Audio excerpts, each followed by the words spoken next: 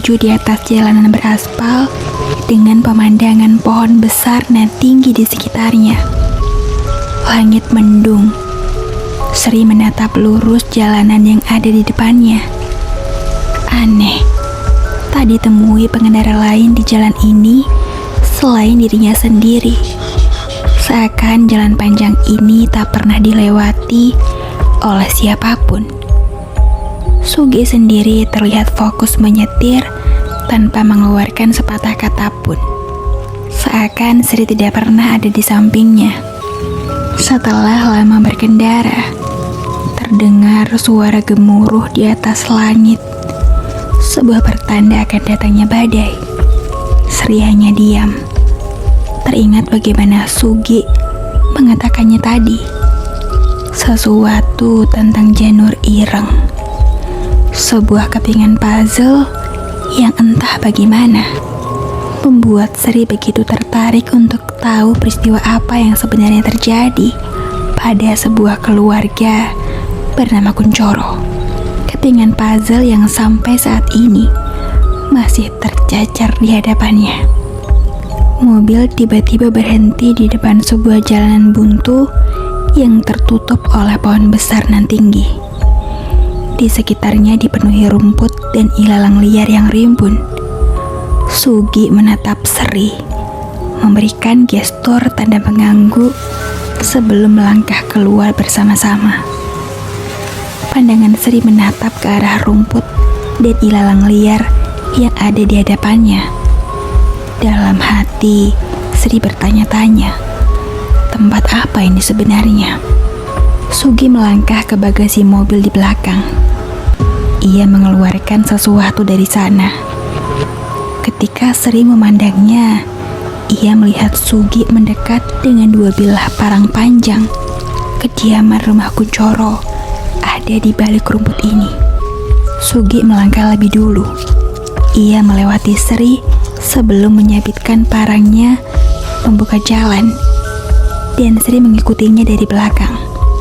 Tercium bau busuk, aroma yang tidak mengenakan saat Sugi dan Sri berjalan bersama. Aroma bangkai yang seperti sudah lama membusuk. Namun Sri tak mengerti bebauan apa yang ia cium.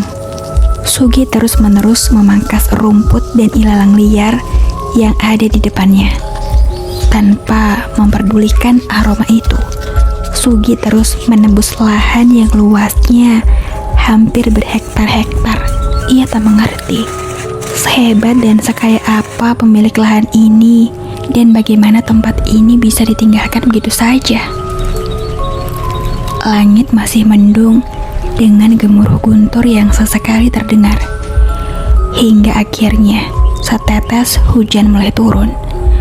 Sugi seperti tahu panggilan alam, maka ia mempercepat langkah dan sabitan parangnya.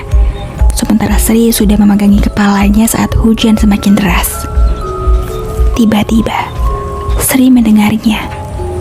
Lewat sayup-sayup angin yang berhembus, Sri mendengar suara teriakan orang-orang dari balik semak belukar dan lahan ilalang liar. Suara dari orang-orang yang menjadi tersiksa. Sri berhenti melangkah. Matanya menatap sekeliling. Namun tak ditemukan apapun selain ilalang liar yang bergesekan satu sama lain karena angin.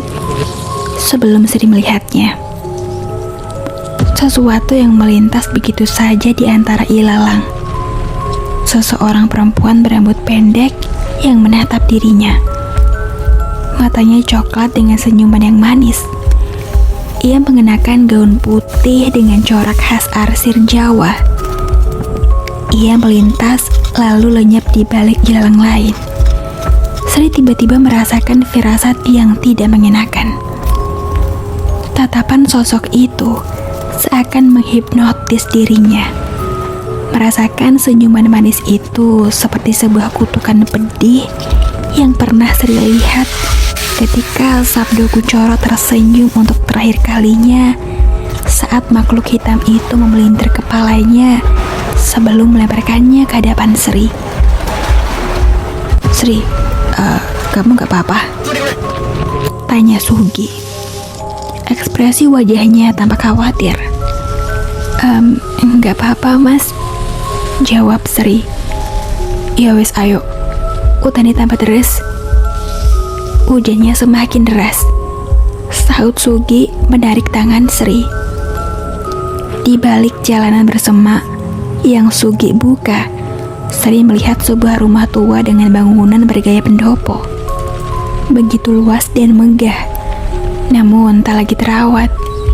Di sana sini ditemukan sulur-sulur tanaman merambat liar dan pohon-pohon beringin besar yang tumbuh di sekitar halaman. Sugi kembali menarik tangan Sri, membawanya mendekati teras rumah. Di sana, Sri bisa merasakan bahwa rumah ini pasti sudah ditinggalkan bertahun-tahun lamanya. Hingga tak ada lagi kehidupan yang tersisa di tempat ini.